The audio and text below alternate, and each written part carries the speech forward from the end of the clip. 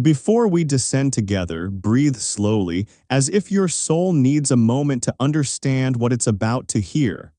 What follows is not belief, nor doctrine, nor any attempt to guide you toward faith. This is older than faith, older than scripture, older than every temple built by trembling hands. It is the long, unbroken memory of how humanity, for 5,000 years, imagined the world beneath this one, the place where the dead go when the living let them go.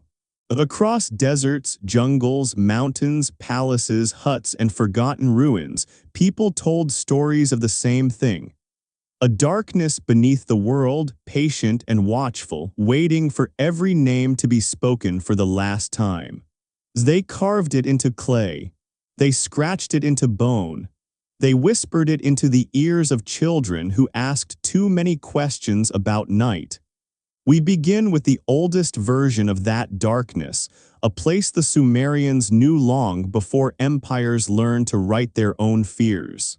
They called it Kur, not a realm of fire or punishment, but something colder, a house of dust where all souls, king and beggar alike, drifted in a silence that no prayer could break.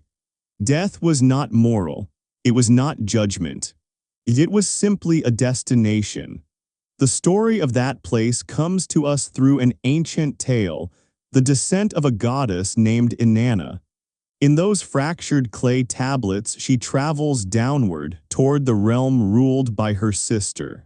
At each gate she passes, a guardian demands that she remove something precious. Her crown, her jewels, her armor, every symbol of her divinity. By the final gate she stands naked, not stripped of clothing but stripped of meaning. In death, rank dissolves. Identity crumbles, even gods become meat. Before the throne of her sister, Inanna is killed. Her body, once radiant with divinity, is hung on a hook like a carcass left to dry. 3 long days pass in silence. Only then do the other gods negotiate for her release. But nothing in the underworld is free. Someone must take her place. And so her husband, Dumuzi, is chosen to descend in her stead, spending half the year beneath the earth. His absence marks the dying of the fields, his return marks spring. It is the first lesson whispered by the grave. Life demands sacrifice, and every escape has a cost.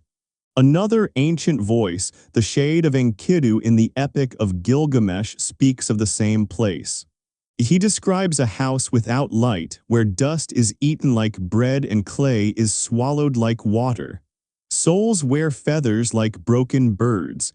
They shuffle through the dark with hollow eyes, unable to weep. This is not torment. It is the slow erosion of being, a place where existence itself crumbles grain by grain. And yet, even in this wasteland, there were better fates and worse ones. A person who was buried properly, whose name was spoken, whose descendants poured water and offerings, drifted in a gentler gloom. But those who died violently or unburied, those lost at sea, those forgotten, dissolved far more quickly. The Sumerians feared being forgotten more than anything the underworld held. A second death, quieter, colder, far more permanent. As centuries turned and Sumer became Babylon, the idea of Kur shifted like sand.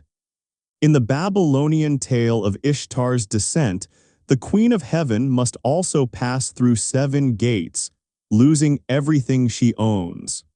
She arrives powerless in the land of no return, where light never existed. And in these later stories, something new begins to stir, the first hint that the dead might face judgment. Babylonian texts speak of gods who evaluate the dead, though whatever rules they followed have been lost to time like burnt pages. A poem from that era tells of a man dragged toward the underworld before his death, the entrance yawning before him like a wound in the earth. The feathers brush his skin as the dead slip past him. The terror is not of pain, but of being swallowed before his time, disappearing while his name is still warm on the lips of the living. These ancient peoples did not imagine hell as later cultures did. They imagined something worse, a darkness that belonged to everyone equally. A world where kings and thieves became the same drifting shadow. A place where nothing hurt because nothing mattered. The horror lay not in torture, but in the silence that came after the last memory of you faded from the world above. This vision seeped outward over centuries. The Hebrews in exile carried fragments of it. Persians absorbed its bones and reshaped them. Greek traders returned home with whispers of gates, feathers, dust, and silence. But far to the west, beyond deserts and beyond the ruins of Mesopotamia, another civilization shaped its own vision of death, one far more perilous than a house of shadows.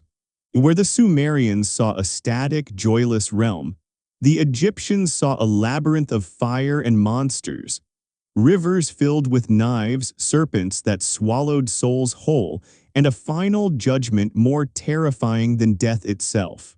Their underworld, the Jewett, was not a resting place. It was a trial. And everything a soul needed to survive that trial was written on papyrus, tucked into tombs, meant to be read not by human hands but by spirits desperate to return to the world above. These spells, these instructions, these maps for the dead evolved for nearly 2,000 years. They taught the soul how to move through a realm where every gate demanded a password, every guardian demanded respect, and every mistake could erase a person forever. When the body died, the ba, a portion of the soul shaped like a bird with a human face, rose from the flesh like a quiet breath escaping into the night. It traveled through lakes of fire, past demons with blades for fingers, past serpents coiled in impossible loops, toward a chamber known as the Hall of Two Truths. There the heart was weighed against a feather, a single feather. If the heart was heavier, burdened by chaos, guilt, imbalance, it was thrown to a creature with the face of a crocodile and the body of a lion, a devourer feared more than any demon. To be eaten by it was not punishment, it was annihilation, a second death, the final end. And so the darkness that began in Sumer as a quiet, endless house became something far more dangerous in Egypt, a landscape of judgment, fire, and peril. But even this was only the beginning of humanity's long descent into the underworld. But the path through Egypt's underworld was not illuminated by hope.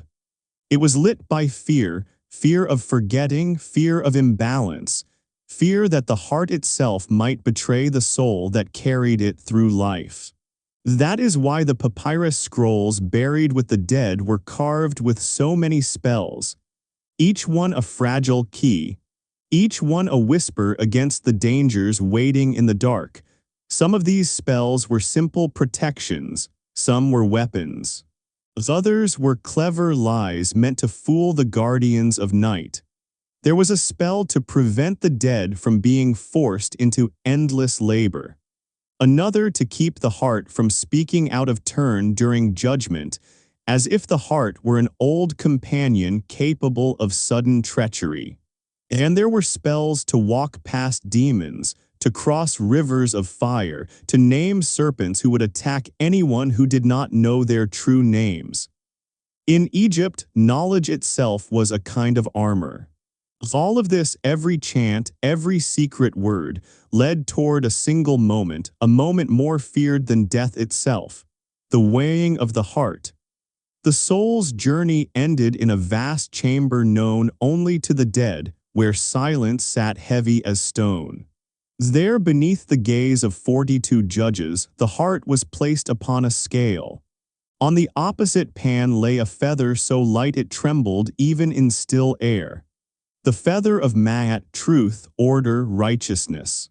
A single misdeed, a single imbalance weighed the heart down, and all the while Osiris watched, Thoth recorded, and beside the scales crouched a creature made of terror, Amit. Her jaws were the jaws of the Nile crocodile. Her shoulders were the shoulders of a lioness.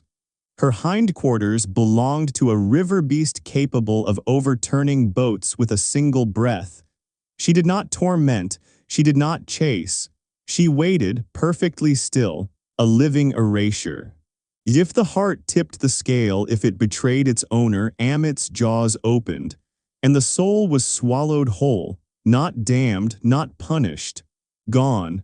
A second death so complete that not even memory survived it. And to the Egyptians, whose entire lives revolved around preserving names, preserving bodies, preserving stories, this was the purest horror imaginable. But destruction was not reserved only for the unbalanced heart. The Jewet itself was filled with dangers meant for those who failed its trials before ever reaching judgment. Some wanderers collapsed in fiery lakes. Others were mauled by serpents whose eyes burned like small suns. Demons with knives for fingers slashed apart those who spoke the wrong words or forgot the right ones. Ancient funerary books describe these regions in brutal detail. The sun god Ra, traveling through the Jewet each night, moved through 12 gates, each guarded by hostile spirits. In these passages, the righteous glowed softly in Ra's light, but the wicked burned. They were bound in ropes, decapitated, tossed into pits where flames devoured them from below. In deeper caverns, souls shaped like barbed birds were torn apart again and again, their cries lost in the echoing chambers made for cosmic punishment. Some of these horrors were painted across the walls of royal tombs. In the resting place of Pharaoh Seti I, the Jewet unfolds like a map carved from nightmare. In one chamber, bound spirits are dipped into a lake of fire, their bodies twisted as the flames consume them.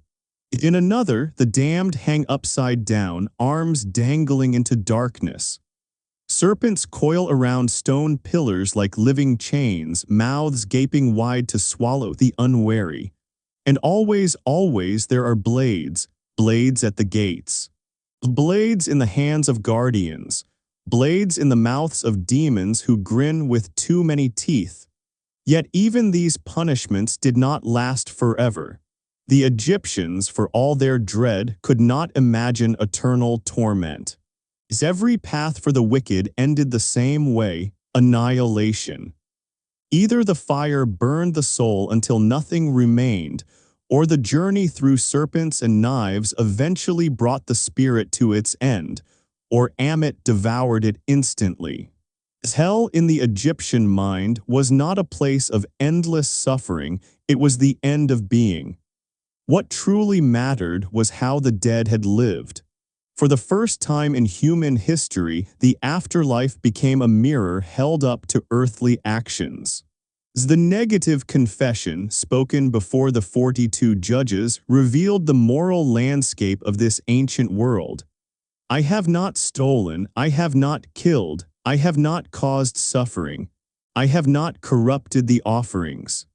I have not added false weight, I have not taken from the mouths of children. Each denial was a stone placed upon the scale, balancing the heart against the feather. Egypt had created something entirely new, a moral universe where choices made in life shaped the path beyond death. And this idea spread. Hebrew scribes carried echoes of it into exile. Greek philosophers studied it, weaving it into their own visions of the underworld. Christian monks learned of it while preserving Egyptian scrolls. Judgment, balance. Lakes of fire, demons with specific roles. These images drifted across centuries until they formed the backbone of almost every hell imagined afterward.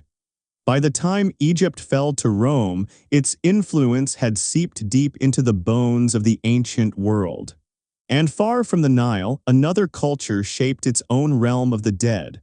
a realm much more intricate than Sumer's dust and far more morally tangled than Egypt's scales.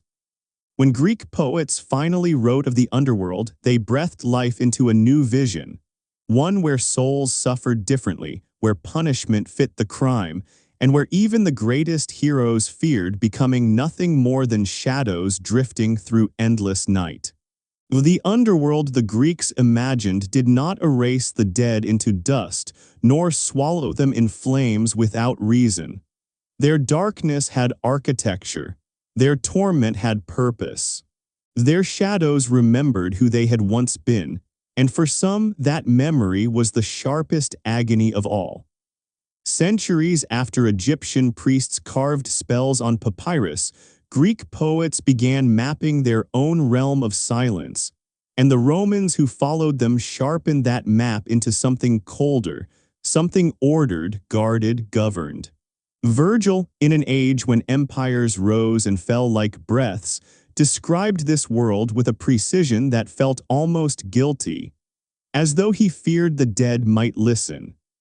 He spoke of a threshold reached by crossing a black river whose surface never rippled, of a ferryman whose eyes were hollow sockets but whose hands were impossibly steady.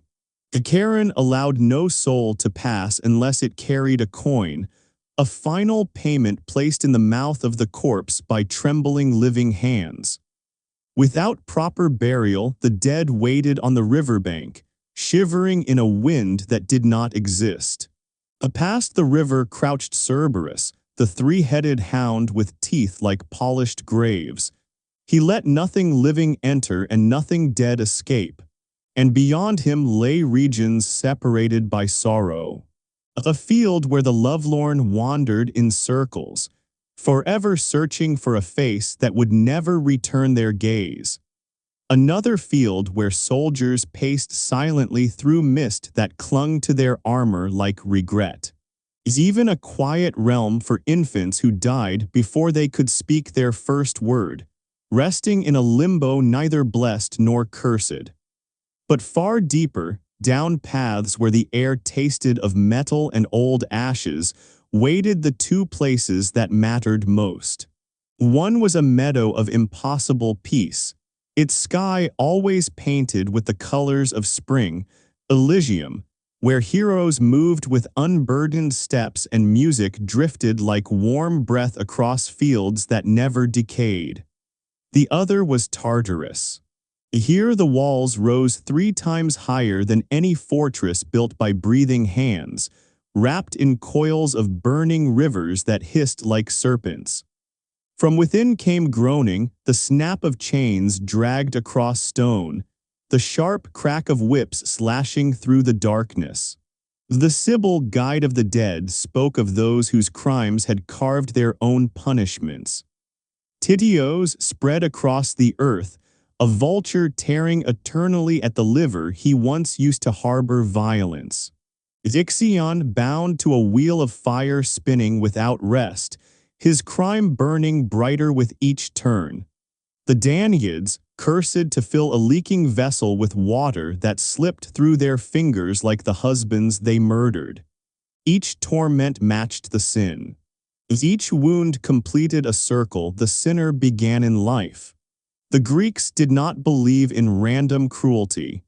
Their hell was a mirror, harsh, merciless, perfectly calibrated. Justice did not end with death, it sharpened, and the Romans, they agreed. They took these myths and anchored them into philosophy. Thinkers like Cicero whispered that even if the gods were myths, the belief in judgment was useful. Fear shaped better citizens. Fear kept the peace. Fear discouraged wickedness. The idea that hell served society, not just souls, lingered for centuries afterward like smoke clinging to stone. By the time Christianity emerged, the world beneath the world was a fully mapped territory. Gates, rivers, guardians, punishments crafted with intent, rewards crafted with longing. Even the model of eternal torment existed long before the Gospels, etched into Greek and Roman minds that Dante and countless later poets would inherit. But the Greeks offered something else too, something ancient Egypt and ancient Sumer had never allowed. Escape. Their underworld, for all its terror, did not lock the door forever. Heroes could descend and return if they knew the paths, the passwords, the right songs. Orpheus walked into the shadows to retrieve his beloved. Heracles forced his way in as casually as breaking down a gate. Odysseus reached the threshold and returned with warnings clinging to his skin. Aeneas entered with divine permission and emerged with visions of what waited for Rome. The Deadland was not impenetrable. It was navigable. It could be learned. That idea that hell has a map, that knowledge can defy despair, that the right guide can lead the living through realms not meant for them, echoes all the way into Dante's dark spiral and even into the stories whispered in the modern night. And while Greeks and Romans shaped hell into a world of order and consequence, far to the east, another faith struggled with its own silence. Ancient Judaism did not yet imagine torture beyond death. It imagined something far quieter, a shadowed realm called Sheol, where names drifted without direction, where breath became memory, where even the righteous felt far from God. In the early books of Scripture, Sheol was not judgment. It was simply the place where the dead lay. No fire, no punishment, no paradise, only absence, echoes without voices. Kings and criminals sank together. The faithful and the faithless shared the same gloom, their distinctions washed away by the same darkness. But history does not allow silence to remain untouched. Conquered by Babylon, ruled by Persia, reshaped by Greek thought, the children of Israel absorbed new visions of death. A Persian priest spoke of a bridge so narrow the wicked fell screaming into a pit of torment. Greek philosophers spoke of immortal souls weighed and tested. Slowly, pieces of these beliefs seeped into Jewish thought. A new idea appeared like a spark in a cave, that the dead might awaken, some to everlasting life, others to everlasting shame. A valley outside Jerusalem, once stained by unspeakable sacrifices, became a symbol for divine punishment. Gehenna, a place where fires were said to burn without end, where refuse and the disgraced dead were consumed in smoke that carried judgment into the sky. Stories written between the testaments expanded the vision. Enoch wandered through caverns of fire where fallen angels shrieked in chains. He saw the wicked waiting in dark pits for a final judgment yet to come. These were places of holding, not yet punishment, terrible waiting rooms carved from fear and prophecy. Some believed the wicked would burn forever. Others believed they would burn only until nothing remained, annihilation, echoing the older shadow of Sheol. By the time Jesus walked the hills of Judea, the afterlife was a storm of conflicting beliefs. Some sects insisted the dead slept forever. Others spoke confidently of resurrection. Some believed in angels welcoming the righteous, others believed in oblivion. The Sadducees denied everything. The Pharisees embraced judgment. The Essenes spoke of light and destruction in equal measure. And into this shifting landscape, Jesus warned of Gehenna, not as a metaphor to be ignored, not as a myth to comfort, but as a fire capable of consuming both flesh and soul. He spoke of choices that echo beyond breath, of actions weighed in eternity, of a fate worse than death for those who refuse to turn from cruelty. And so, the world that once believed death was only silence began to tremble with a new fear. That the grave might open again, not to release, but to judge. The warnings spoken in ancient Judea did not describe a place of endless torture so much as a fire that could not be stopped once it began. a fire that consumed everything placed within it. When Jesus spoke of Gehenna, he used the valley south of Jerusalem as a symbol, a place once filled with unholy sacrifice, later a burning pit where waste and corpses turned to ash. The flames did not flicker forever, they simply could not be extinguished until their work was done. For many listeners, that meant destruction, not everlasting agony. But then came a different story, one told by Jesus himself. A rich man dies and awakens in Hades, a place of torment where thirst claws at him like a living thing. Across a vast chasm he sees Lazarus, once covered in sores and begging at his gate, now resting beside Abraham in a peace the rich man can no longer touch. He begs for a drop of water, he begs to warn his brothers. But the voice that answers him is cold, sorrowful, and final. The dead cannot cross the chasm. The living have already been warned. And somewhere in that story, the shadows of judgment began to deepen. Years later, the last book of the New Testament described visions darker than any spoken before it, visions of a lake of fire into which death itself is thrown, along with every soul whose name is not written in the book of life. Into this fire go the great enemies of heaven, the devil, the beast, the false prophet, not burned to ash, not silenced, tormented endlessly day and night in a place where fire behaves like hunger. Christians would remember that image. They would build upon it, they would fear it, and many would preach it with trembling voices for centuries. But among the Jewish scholars who shaped the earliest beliefs, these visions were not universal.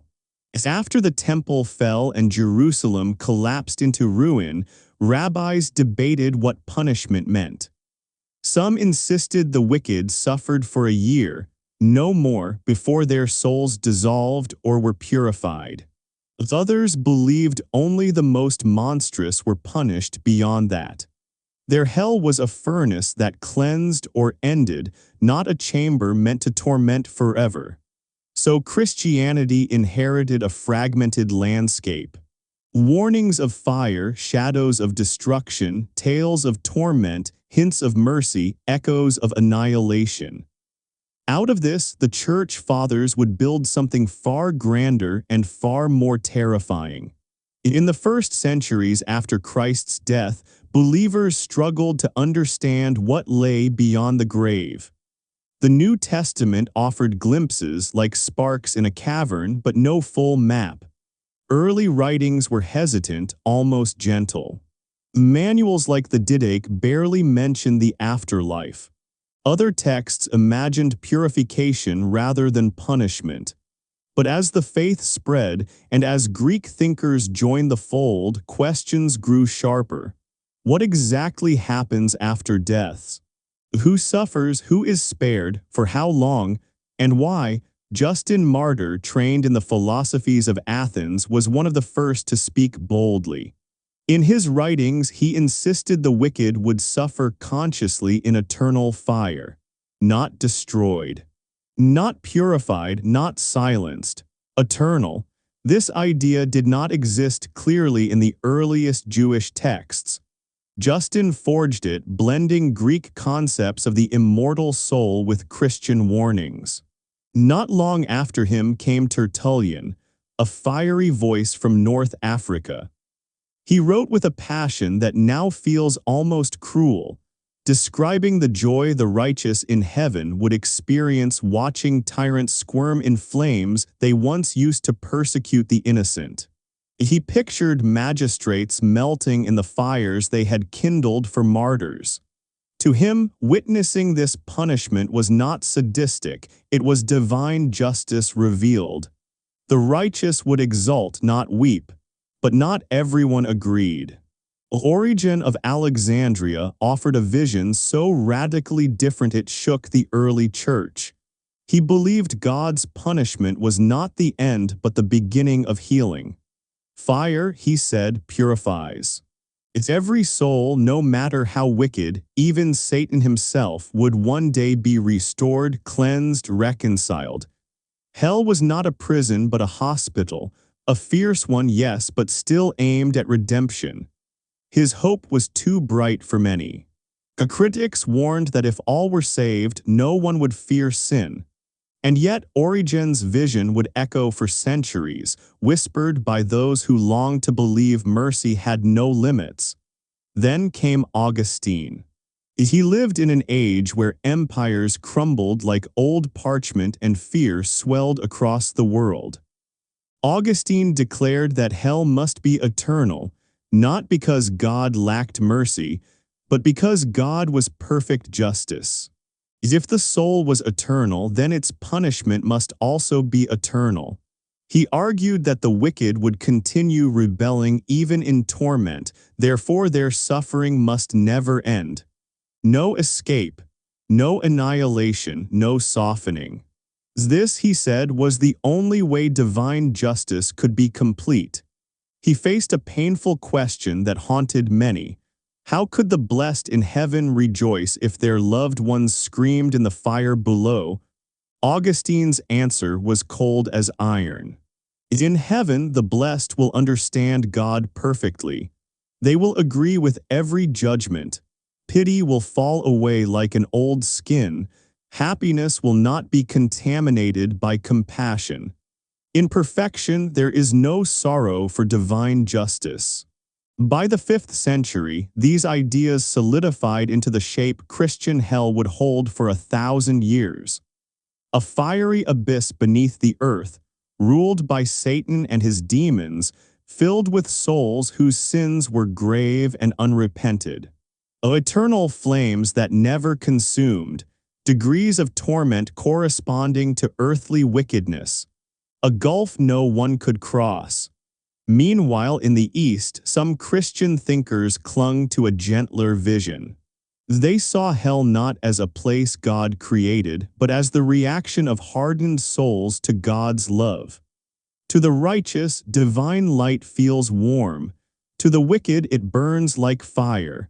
The same presence experienced in two different ways. For some, this fire purifies. For others, it scorches endlessly.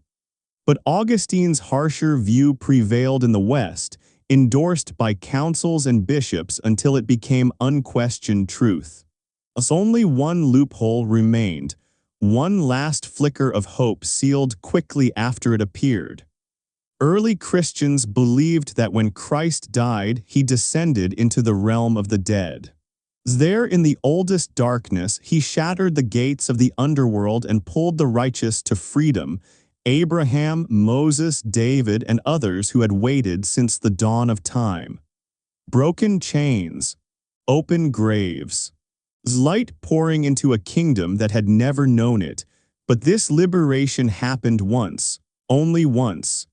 After Christ ascended, the gates of hell closed again, permanently. From then on, hell became not only a theological threat but a political tool. Rulers used its flames to compel obedience. Priests used its fear to guide the wavering. Heretics were forced to convert for their own good. Better to suffer a moment on earth, they said, than burn for eternity. As earthly punishment was temporary, but hell was forever. The early followers of Christ looked upon the flames of hell and trembled, but they feared something else almost as much, the weight of their own imperfections. They knew they would die with sins unatoned, with debts unpaid, with the residue of earthly weakness still clinging to their souls like dust that did not wash away. And so slowly, a new idea began to grow at the edges of Christian thought, not born from scripture but from dread, from longing, from a hope that flickered like a candle carried through a crypt. A place between. A fire that burned clean, not cruel, a waiting room for the almost saved. Purgatory. It was not meant for the wicked. It was meant for the ordinary, the flawed, the fearful, the ones who prayed without certainty and confessed without perfection. As a place where fire hurt but did not hate, where pain refined instead of punished, a place of temporary ache beneath the gaze of a merciful God. It evolved from prayers whispered over graves, from widows pleading for mercy over the bones of those they loved, from the instinctive human hope that death was not the final closing of the door. As if the dead could be helped, then they could not yet be in heaven, and they could not yet be in hell. So there must be a third realm hidden between the two, where souls wait in cleansing fire until they are worthy to rise. By the time 1,000 years had passed, the Christian world had settled into 3 tiers of eternity: heaven above, hell below, and a smoldering middle realm where millions would someday wait their turn in the fire. For the next millennium, this structure would shape Western dreams and terrors alike. But farther east, in a land of deserts and caravan winds, a new voice began to speak of judgment. As Islam rose in the 7th century, and with it came a vision of the afterlife terrifying in its clarity. It inherited the bones of older faiths but carved them fresh with sharper tools. In its scriptures, the world beyond death was not a rumor or a shadow. It was described with precision that made listeners shiver. When a soul dies in Islam, it does not wander immediately toward paradise or hell. It falls instead into barzakh, a barrier between worlds, a silent pause where time dissolves into waiting. Only at the end of days, when the earth cracks open and all bodies rise, does judgment begin. Every deed is weighed. Is every intention examined. And then comes the bridge, a thread stretched above the abyss, thin as a hair, sharp as a blade, darkness yawning beneath it. The righteous cross this bridge as lightly as wind. As those who faltered in life slip, fall, and plummet screaming into the pit below, into Jahannam. And Jahannam is described not with metaphor, but with imagery so visceral it coils like smoke in the lungs. Garments woven from fire, water that boils like metal poured into the throat, skins burned away, then restored, then burned again. A tree whose fruit is bitterness shaped like molten lead. As a fire that rejects death itself, leaving the damned begging for an ending they will never receive. They will call for Malik, the guardian of the inferno, to let them die. But he will answer only, no. You will remain. Jahannam descends in 7 layers, each deeper, darker, hungrier than the last. Those who believed but sinned fall into the uppermost fires. They may one day rise again, purified by suffering. But those who lived without faith fall deeper. Jews according to Islamic interpretation in one level, Christians in another, those who neglected prayer in yet another, idolaters in a deeper flame still. And at the very bottom, Hawiyah, lie the hypocrites, the ones who pretended to believe while their hearts were rotten. For them, the abyss never ends. 19 angels stand guard over the fire, the Zabaniya beings without pity, without rebellion, without hesitation. They were not exiles from heaven like the fallen angels of Christian myth. They were created solely to punish. Their obedience is perfect. Their cruelty is not cruelty but purpose. Chains longer than the height of towers bind the condemned. They are dragged by their hair and their feet. They lie on beds of flame with fire for blankets. Their breath is smoke. Their tears are sparks. Their thirst is a torment that mocks the idea of relief. For unbelievers, Jahannam is eternal. For sinful believers, it is a furnace that eventually releases them, burned clean, remade, forgiven. Islam offered no purgatory, no gentle middle ground, only this paradise or fire, and for some, fire before paradise. But always fire. Even the question of destiny became a paradox. If Allah already knows every soul's fate, paradise or hell, how does choice matter? Muslim scholars wrestled with this not for centuries, some insisting that justice demanded perfect balance, others insisting that God's sovereignty allowed forgiveness even when logic denied it. Both sides agreed on one truth: Jahannam is real and most souls will face it, if only for a time. As Islamic civilization expanded, its vision of hell solidified like cooling obsidian. 7 layers, 19 angels. The fire that strips skin from bone. A bridge so thin few cross without trembling. And behind every image a warning spoken with unshakable certainty: the afterlife is the true life. This world is only play.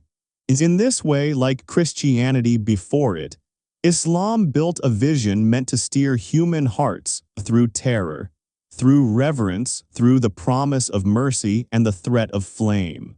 And still, beyond the lands of the West and the deserts of Arabia, another world waited, a world where fire was not the only torment, where ice froze flesh so brutally that souls shattered like stone, where hells multiplied into dozens of realms stacked below the earth like chambers in a buried palace.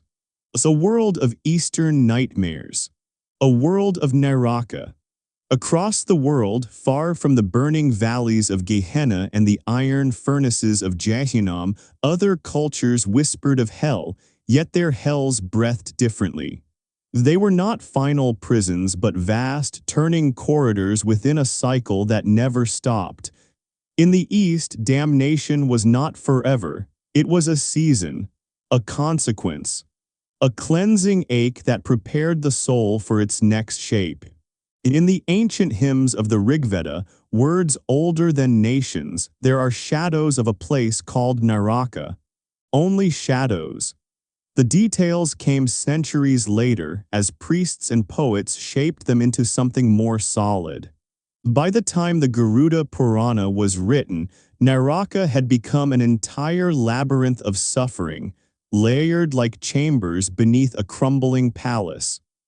28 realms of punishment, each with its own purpose, each its own mirror reflecting a specific human sin. They called one realm Tamisra, the darkness. Here, those who robbed and betrayed wandered blind, bound by ropes and beaten by the servants of Yama until they collapsed. When unconsciousness finally dragged them down, they were awakened only to be beaten again. In Rorava, serpents swarmed Ruru snakes with jaws sharp enough to cut bone. They wrapped themselves around the souls of those who had caused pain, sinking their fangs in over and over without killing, because death was too easy. In Mahajvala, the Great Fire, thieves burned as though they themselves had turned into torches. In Krimibhajana, worms devoured those who had ignored hospitality, who fed themselves while others went hungry.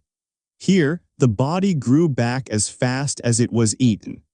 In Kumbhipaka, a boiling pot waited for those who had cooked living beings. Oil bubbled, flesh blistered, screams rose and fell like boiling broth. And in Asipatravana, the forest of sword leaves, the souls of those who strayed from the righteous path staggered beneath trees whose leaves were blades, slicing into their skin as they walked, every step a confession. Yet each of these horrors had an ending. Hell in Hindu thought was not designed to crush a soul forever. It was designed to empty it, to burn away the thick smoke of karma until only clarity remained. When the punishment matched the sin and the balance was restored, the soul was released, not rewarded, not welcomed into paradise, reborn into another life, another chance, another mistake, another return. Until one day, maybe, the cycle ended and the soul rose into liberation, slipping beyond the wheel into a stillness no fire could touch. Buddhism carried these ideas and reshaped them like molten metal.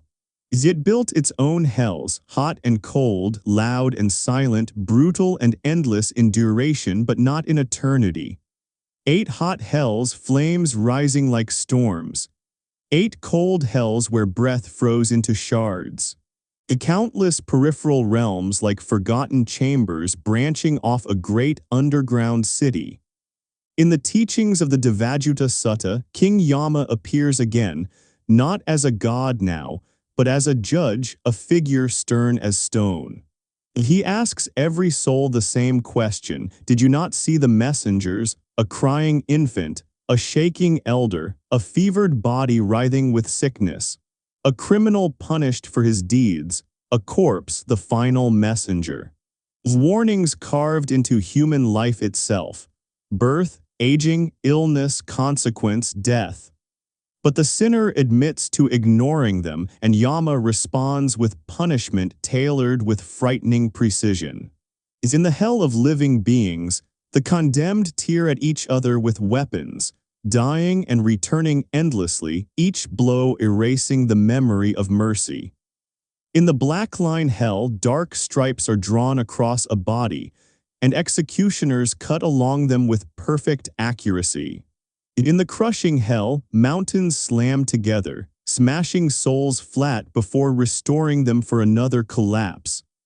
In the howling and great howling hells, the air itself becomes fire, and screams echo like broken music. In the hot hells, iron buildings glow white. In the very hot hells, the iron drips like molten flesh. And in Avasai, the realm of uninterrupted agony, the flames never pause. Here dwell those who committed the deepest sins, and though their torment spans trillions of years, even Avasai eventually empties. No Buddhist hell is eternal. Karma has a bottom, and once it is reached, the soul climbs toward rebirth. The cold hells were no kinder. Flesh froze, cracked, shattered, blisters swelled and burst. Blue skin peeled away. Bodies broke into fragments that shivered before reforming. But even this suffering was merely transitional, a harsh winter before another spring. In Japan, artists painted hell on scrolls jigokuzoshi, where demons with boar faces or ox heads ripped souls apart in scenes meant to terrify, to teach, to warn. In China, the afterlife resembled an empire beneath the earth. Diyu, the earth prison, stretched into 18 levels, each ruled by judges who kept meticulous records. Punishment was bureaucratic, orderly, impossible to escape. A liar's tongue ripped out, a thief's hand severed, a murderer boiled until their bones whitened like porcelain. Yet even these punishments had limits. When suffering balanced sin, the gates opened. The living could help. The children burned paper money for their ancestors. Families chanted prayers.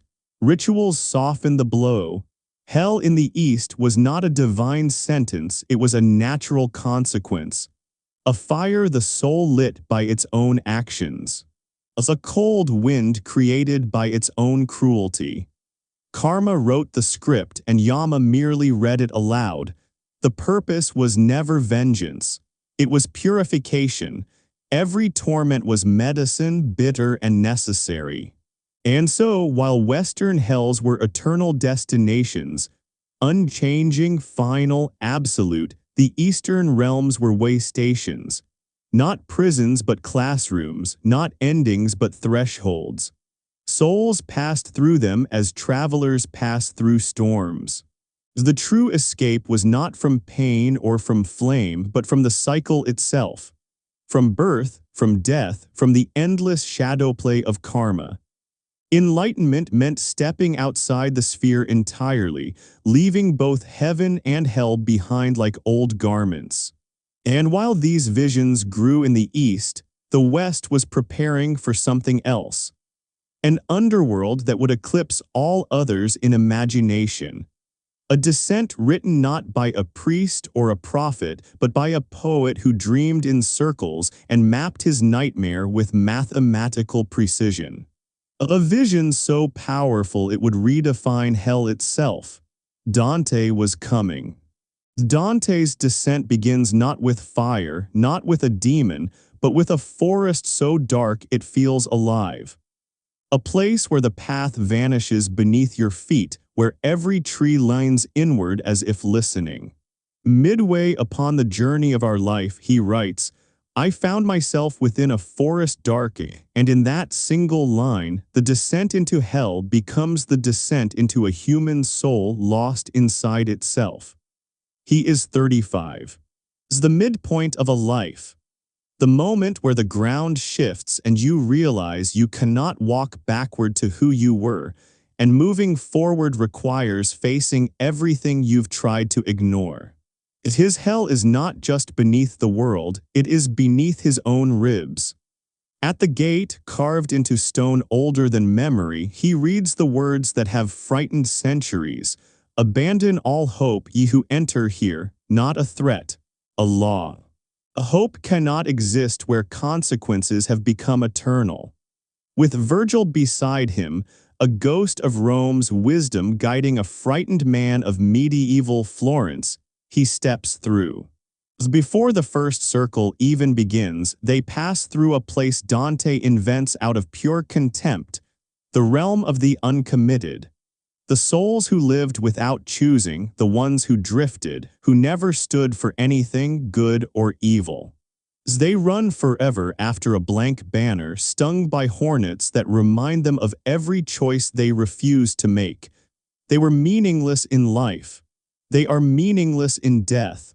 Beyond them waits the black river Acheron, its waters thick and ancient. Charon ferries the dead across just as he did in Greek myth. His oars beat the water like a heartbeat slowing down, pushing Dante into the first circle. Limbo, no torture, no screaming, only a hollow absence. The souls here lived good lives, but not Christian lives. Philosophers, poets, heroes, even unbaptized infants. They speak calmly inside a castle built of pure reason, but their faces carry the faint ache of a longing that will never be fulfilled. They are denied the one thing they cannot earn, the light of God. It is a silent sorrow, the kind that gnaws without teeth. Then the descent truly begins. In the second circle, the air becomes a storm. The lustful swirl in violent winds, thrust back and forth without rest. Dante meets Francesca de Rimini, who tells him how she fell in love with her husband's brother, how passion carried her away, and how murder found them both. Now she is blown endlessly by the very forces that once felt like love. Punishment mirroring desire. The third circle reeks of rot. Rain falls cold and filthy, forming a putrid mud where the gluttonous writhes. Cerberus claws at them, his three heads snarling, drooling, devouring. Those who devoured pleasure now drown in it. The fourth circle groans with grinding stone. The greedy and the wasteful push enormous weights against one another, heaving and shoving in a pointless clash.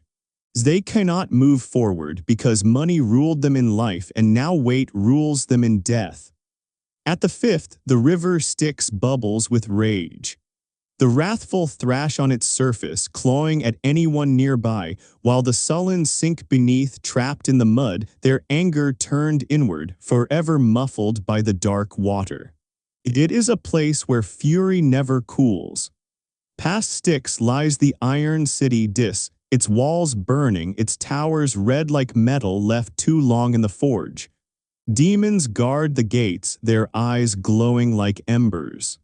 Beyond this threshold, sins worsen. Malice begins. In the sixth circle, heretics lie in open stone tombs filled with flame. Those who denied the immortality of the soul now burn with eternal consciousness, their graves glowing like kilns. Dante walks past the Epicureans, their faces twisted in pain as fire consumes their final certainty. Then the land fractures. Circle 7 unfolds in three violent rings. In the first, a boiling river of blood seethes around the violent, murderers, tyrants, warlords.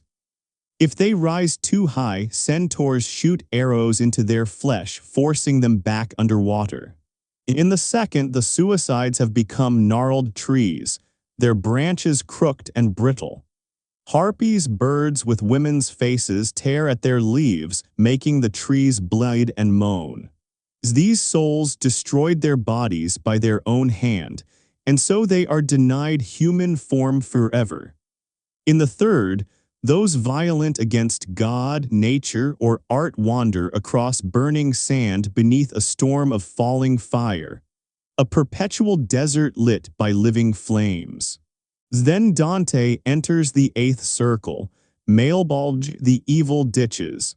10 stone trenches spiraling downward like the grooves of a monstrous drill bit carved into the earth. Each trench punishes a different kind of fraud. The seducers whipped by demons, flatterers drowning in filth, simoniacs shoved upside down into holes while their feet burn like torches, false prophets forced to walk with their heads twisted backward, forever looking behind them. Corrupt politicians boiled in tar, hypocrites bent beneath robes of gold-plated lead, thieves becoming serpents, then becoming human again over and over, counselors trapped in moving flames, sowers of discord torn apart by demons, falsifiers diseased, itching, rotting from the inside out, punishment tailored with surgical precision. Finally, the ninth circle opens like a frozen wound. A lake of ice Cocytus spread across the lowest pit. Here treachery resides, frozen in various depths depending on whom they betrayed, family, country, guests, benefactors. The deeper the betrayal, the deeper the ice, tears freeze to faces. Limbs lock in frost, some souls gnaw at others' skulls in endless hatred. Treachery is the coldest sin, and so hell's coldest place guards it. At the very center, immobile, wings frozen, hangs Satan, not a ruler, not a king, a prisoner. Enormous, grotesque, three-faced, chewing Judas, Brutus, and Cassius eternally. His bat-like wings beat helplessly, creating the winds that freeze the entire lake. He is not powerful.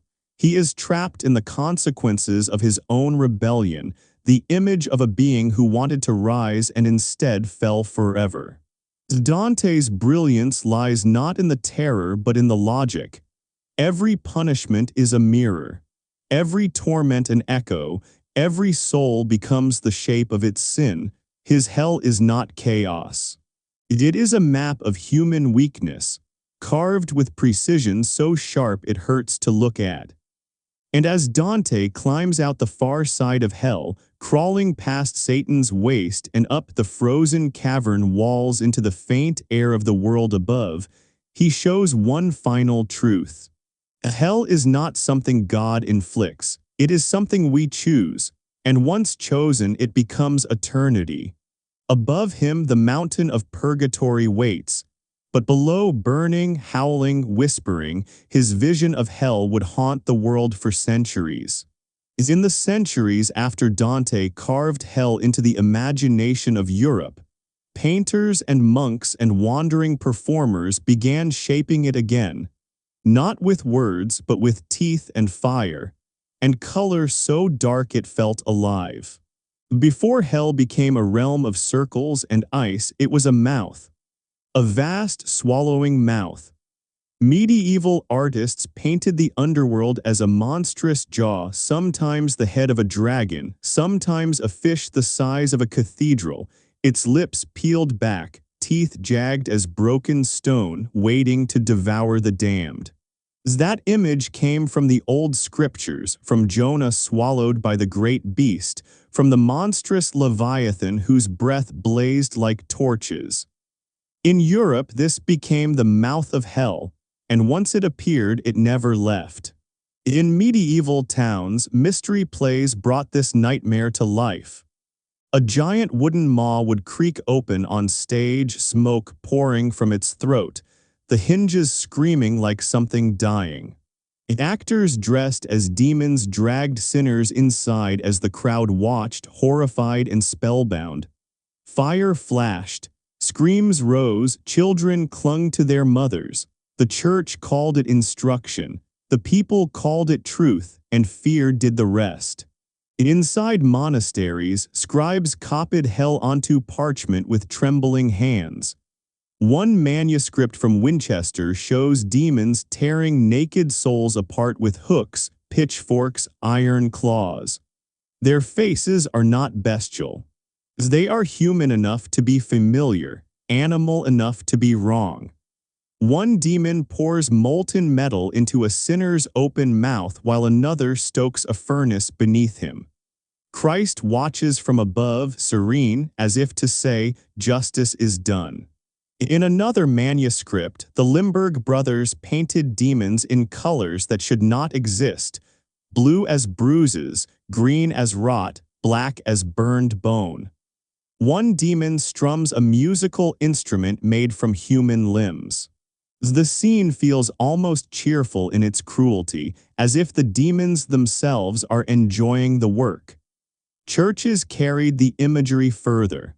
On the chancel arch, right where every worshipper would look during service, doom paintings spread across the stone. Christ sits on a throne of light, the saved walking toward paradise on one side while demons drag the screaming damned toward the open mouth of hell on the other. In that gaping jaw, fire churns, chains rattle, cauldrons bubble, knives gleam. The message was simple: choose correctly or this is your future. You did not need to know how to read. The walls made sure you understood. But no artist shaped hell like Hieronymus Bosch. His vision was not just fire and demons. It was delirium, madness, a landscape where nightmares grew like weeds. In his painting, creatures march on legs that are not legs, a knife wedged between a pair of giant ears. A bird-headed demon sits on a throne shaped like a toilet, devouring sinners and excreting them into a dark pit. Musical instruments torture souls. A man is crucified across a harp. Nothing in Bosch's hell is predictable. It is chaos wearing skin. Some say Bosch painted orthodox warnings. Others think he hid secret meanings. Most agree on one thing: he captured the feeling of damnation better than anyone. How sin fractures the inner world. How everything becomes twisted and unfamiliar. How a mind lost to itself becomes its own tormentor. One detail Bosch includes again and again: demons wearing monks' robes, demons with human faces, demons that look almost friendly until you see the claws.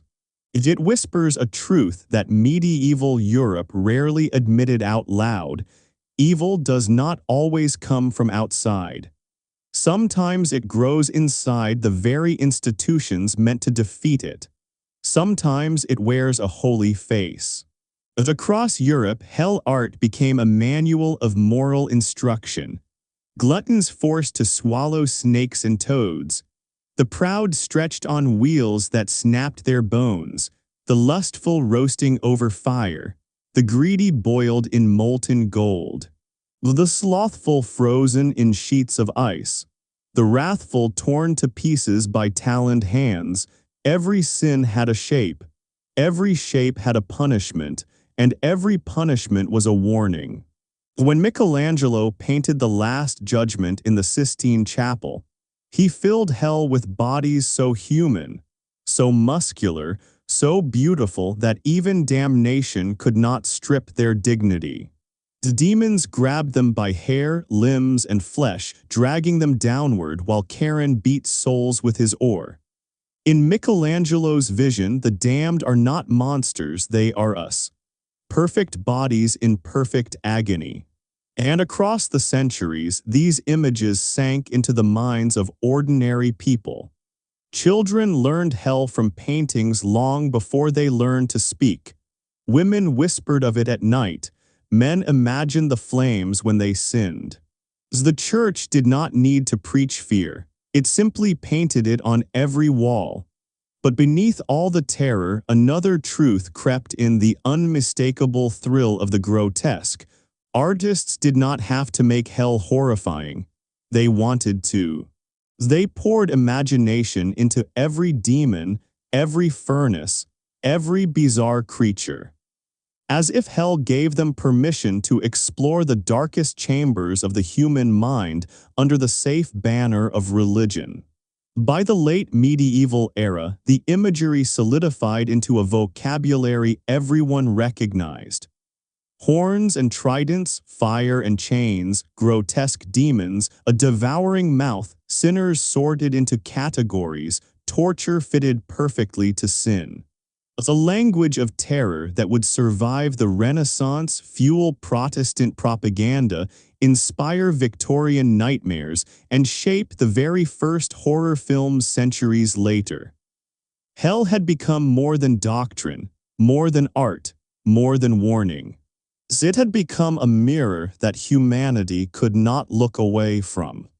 As after centuries of paintings and sermons that carved hell into the imagination, something else began to happen. Hell became a weapon.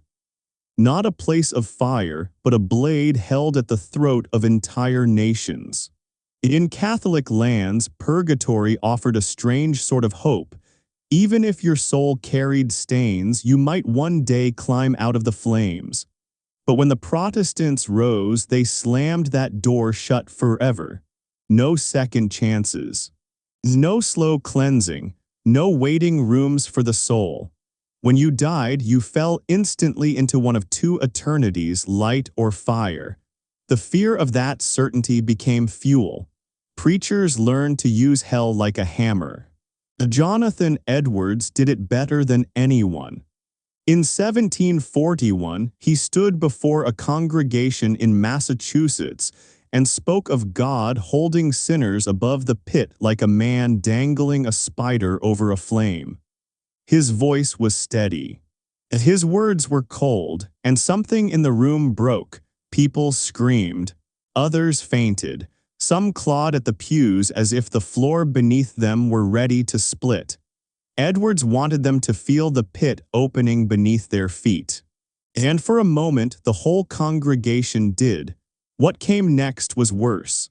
Reformers learned that hell could damn not only individuals but entire religions.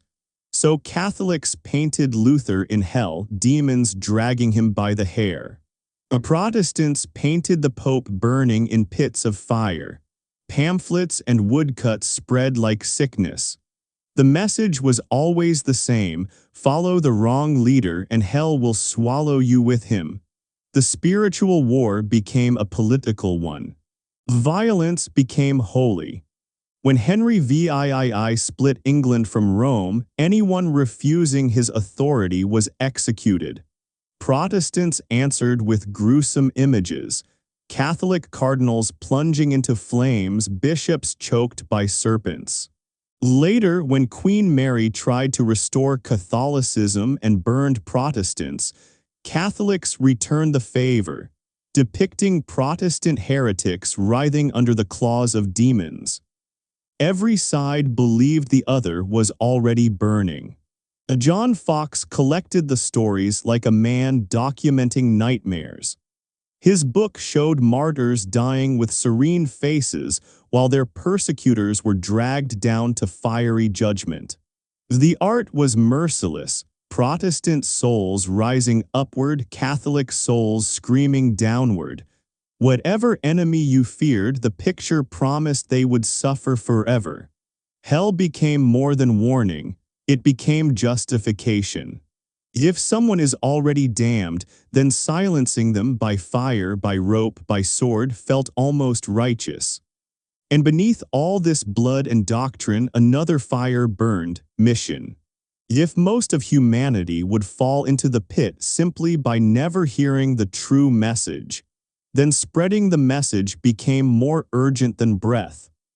Colonial powers carried their faith into the Americas, Africa, and Asia, claiming conquest was mercy. Better, they said, to force salvation upon a people than let an entire continent fall screaming into darkness. But many wondered quietly, what of the millions who died before hearing the gospel? Were they lost forever? Augustine had said yes, others said no. Some whispered that God must reveal himself in ways unseen. Some argued that the virtuous might be saved even without knowing Christ's name. But no answer silenced the dread, no answer ever could. By the time the world stepped into the 17th century, Christianity had fractured like a shattered mirror, each shard reflecting a different version of damnation. Some said infants who died without baptism burned forever. Others said God would not be so cruel. Some believed predestination sealed every fate at birth. Others believed every decision changed the soul's trajectory. But they all agreed on one thing: hell was real, eternal, and waiting. The fear of that place kept people obedient. It filled churches, it justified wars, it built empires, it burned heretics, it frightened children into silence. It kept kings powerful and peasants trembling. Hell was not just beneath the earth, it hovered over every waking moment, a shadow always whispering, behave or burn. Then the world changed again, factories rose, cities swallowed villages. Science challenged scripture. And in the middle of this iron and smoke century, the dead began to knock. It started in a farmhouse in Hydesville, New York.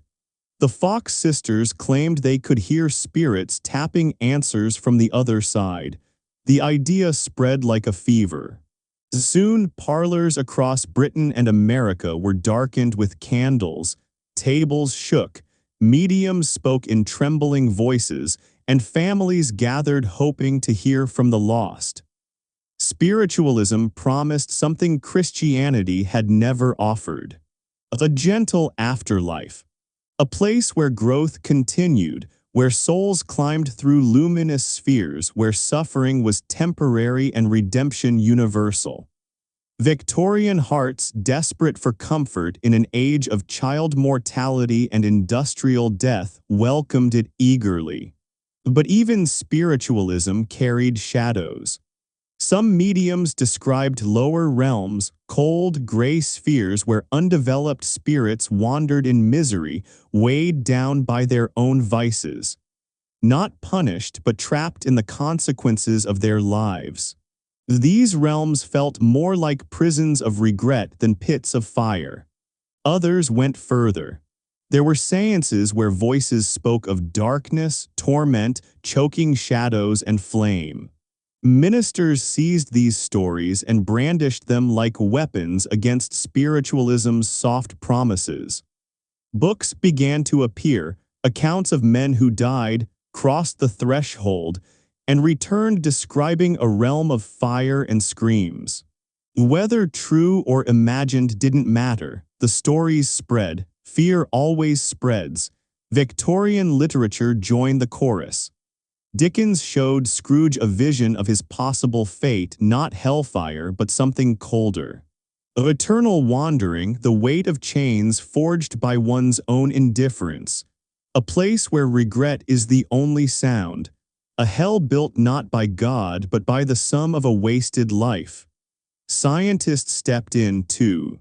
The newly formed Society for Psychical Research investigated seances, exposing frauds but also encountering cases they could not explain.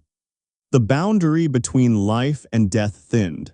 Hell, once painted on church walls, began appearing in drawing rooms and laboratory notebooks. Yet even as preachers thundered about eternal punishment, doubt crept into their voices. Charles Spurgeon preached hell with fire in his throat, but sometimes when the sermons ended, he confessed an unease that never left him. When listeners asked how hell could exist in a world ruled by love, he could only whisper the truth. "I cannot reconcile it, I have never tried." And in that confession, something shifted, a crack in the ancient wall of certainty, a tremor in the old architecture of fear. Hell was still preached, still feared, still drawn in the imagination of millions. But for the first time, people wondered if the pit was as simple as fire, or if the deepest torments were the ones we carried within us. As the Victorian age dimmed, something unexpected began to stir in the halls of theology. A quiet rebellion whispered among scholars who could no longer bear the weight of eternal flames. Some began to argue that only the saved lived forever, that the damned did not burn endlessly, they simply ceased to exist. No screaming, no darkness, no torment, just nothing.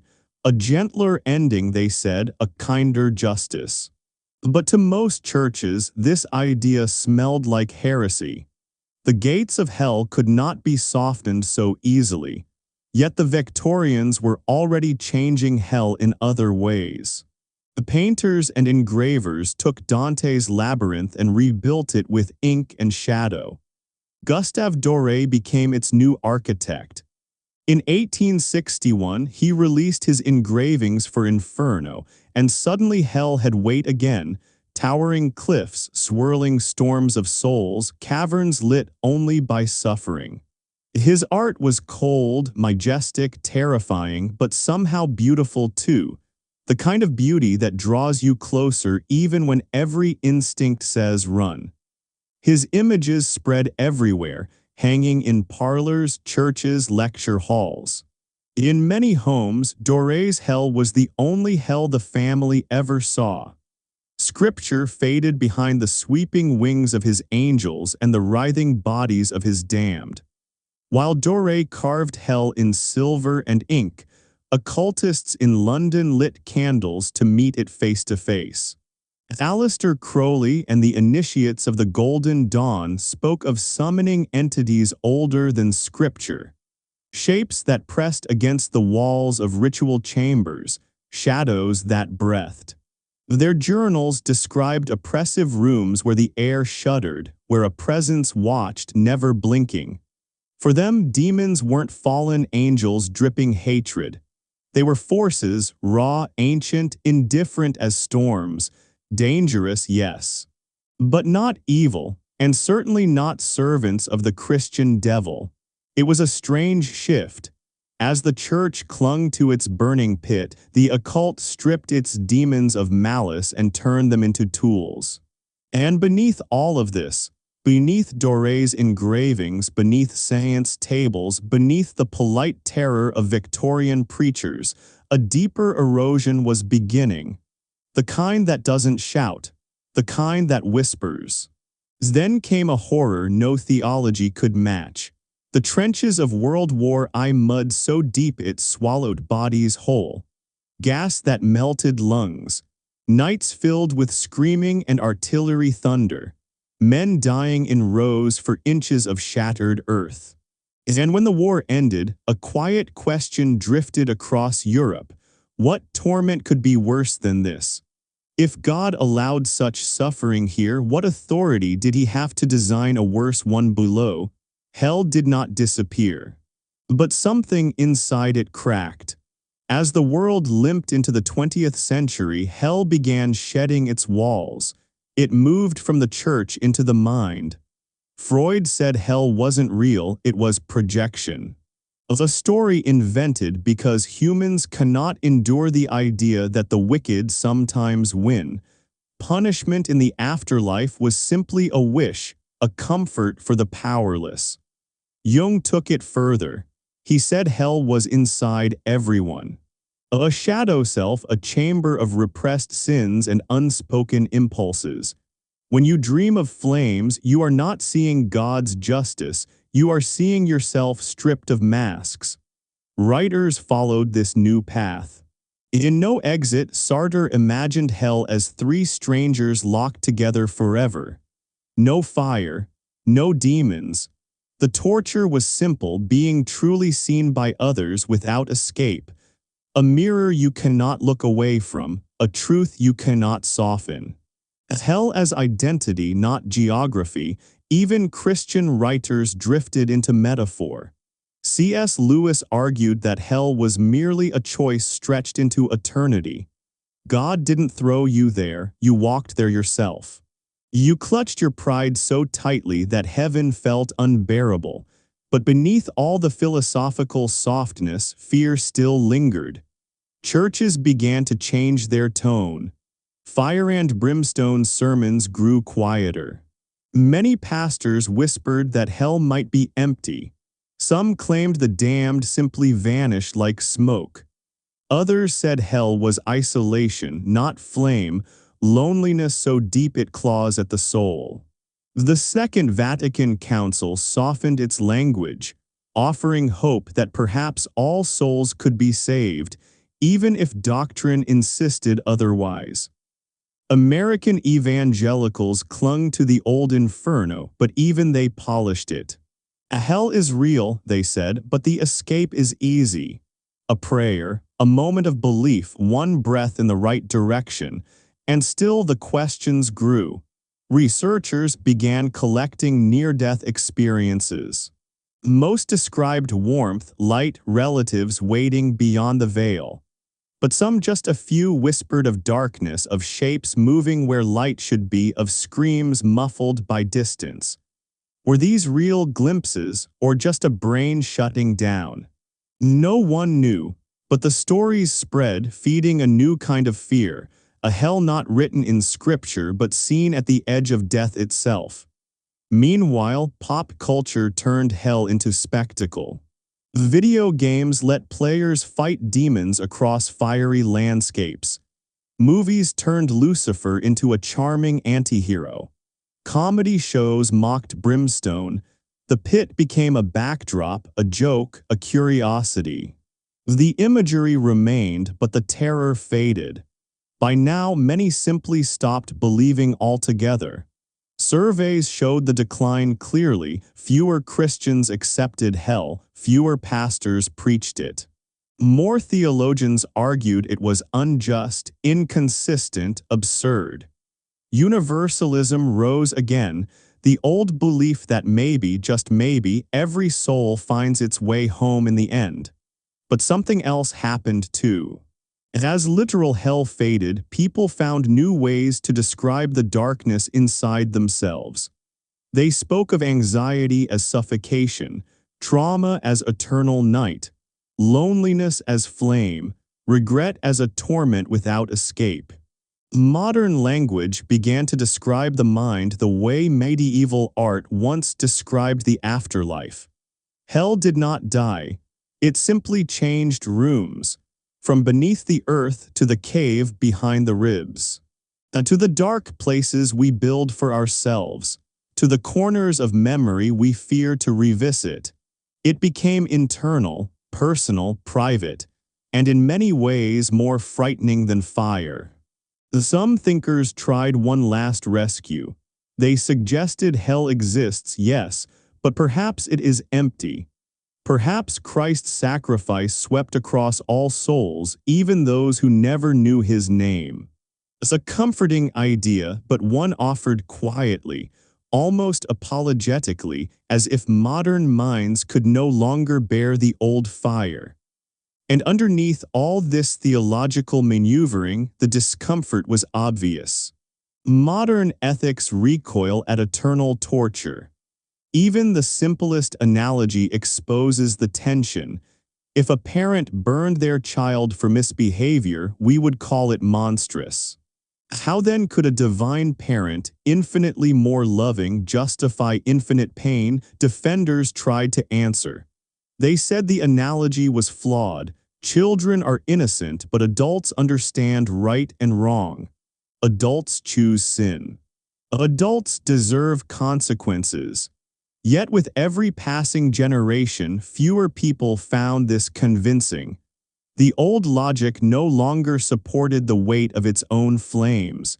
In secular culture, hell faded almost completely. But it did not vanish. It lingered in three places: within the walls of strict religious communities, in the quiet halls of scholars analyzing ancient texts, and inside the minds of those who used hell as the only word large enough to describe their suffering. The psychology began speaking a language older than any scripture. Depression, anxiety, trauma, addiction, states of darkness where the world collapses inward and the self becomes an enemy. The people trapped in these storms often describe them the same way ancient poets described the underworld: endless, isolating, suffocating. Hell by another name. Hell with no demons but the ones you cannot silence. And while much of the world drifted into metaphor, hell stayed alive in extremism. Groups like ISIS wielded it like a weapon, promising eternal fire for unbelievers, using fear to rule minds and justify cruelty. Their hell was medieval, sharp, literal, merciless. It showed that when education falters and dogma dominates, hell regains its teeth. What happens next is uncertain. In many Western countries, hell may fade into symbol only, retained in stories, jokes, or metaphors, but believed by few. In conservative regions, it may burn brightly for centuries more. The divide between literal hell and symbolic hell is now one of the deepest fractures in global belief. But step back and look at the full journey: 5,000 years of descent through shadows. We walked through Sumerian houses of dust, Egyptian halls of judgment, Greek caverns of Hades, Jewish valleys of fire, Christian kingdoms of torment, Islamic layers of punishment, Buddhist cycles of suffering, Dante's spiraling circles, medieval nightmares painted on stone, Victorian seances whispering through candlelight, and modern psychology mapping new underworlds inside the mind. As we watched hell shrink and expand, harden and soften, burn and freeze, vanish and return. We watched it become a prison, a warning, a metaphor, a fear, a comfort, a weapon. We watched it change shape 100 times, yet somehow remain the same thing beneath every mask. So what do we truly know? Every ancient culture, every single one, imagined some form of darkness after death. They built these visions from fear, grief, injustice, longing, and the desperate need for meaning. Hell wasn't revealed. It was constructed brick by brick across civilizations. It served purposes both noble and brutal. It upheld morality, restrained cruelty, and offered justice where earthly justice failed. But it also enforced control, justified violence, and terrified generations of children. Religious scriptures tell us what their authors believed, not necessarily what exists. The Quran's fire, Dante's circles, Buddhist Naraka, all mutually incompatible, all vivid products of their time. If hell were an objective place that souls traveled through, its descriptions would not vary so wildly. What we cannot know, of course, is everything that matters most. Does consciousness survive death? No one has proved it.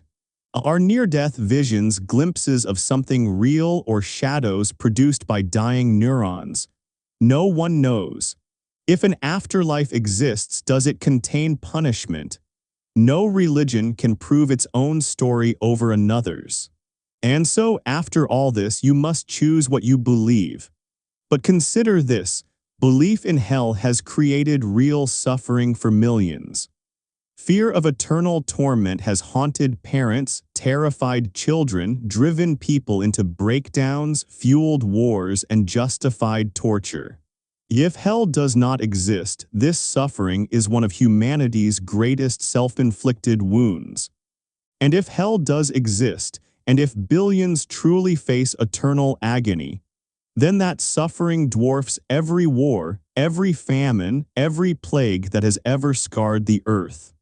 I will not tell you what to believe, but whichever path you take it seriously. If you believe in hell, let it inspire compassion rather than cruelty. Let the thought of eternal suffering soften you, not harden you. As if you reject hell, do not mock those who still fear it. For millennia, it gave people structure, justice, and meaning. Its shadow shaped laws, art, morality, and imagination. Without hell, we would not have Dante, Milton, Michelangelo, Hieronymus Bosch. Hell frightened us, yes, but it also built parts of civilization. What we fear is often what defines us. And in the end, hell survives not because we prove it or disprove it, but because something inside us remains unresolved. We fear pain, we fear death, we fear the universe might be indifferent to justice. We fear that our mistakes matter more than our virtues. Hell is the shape we give to those fears, a language for the worst possibilities. It comforts us just as it terrifies us. So does hell exist because humanity needed it, or does humanity need it because somewhere beyond the veil it waits? No one can answer, not priests, not scholars, not historians, but this much is certain. As if hell is not real, we have dreamed it with unparalleled devotion. And if it is real, its scale makes every earthly sorrow look small. And so, after descending through 5 millennia of shadow and flame, we return to the surface carrying something ancient knowledge. Not salvation, not damnation, just an understanding of humanity's long struggle to accept death, morality, and meaning. Hell is the story humanity told itself to make sense of the darkness. And the story ends where all stories end. With us stepping back into the fragile light, wondering what waits after the final breath, and knowing only that the question has shaped us as deeply as any answer ever could.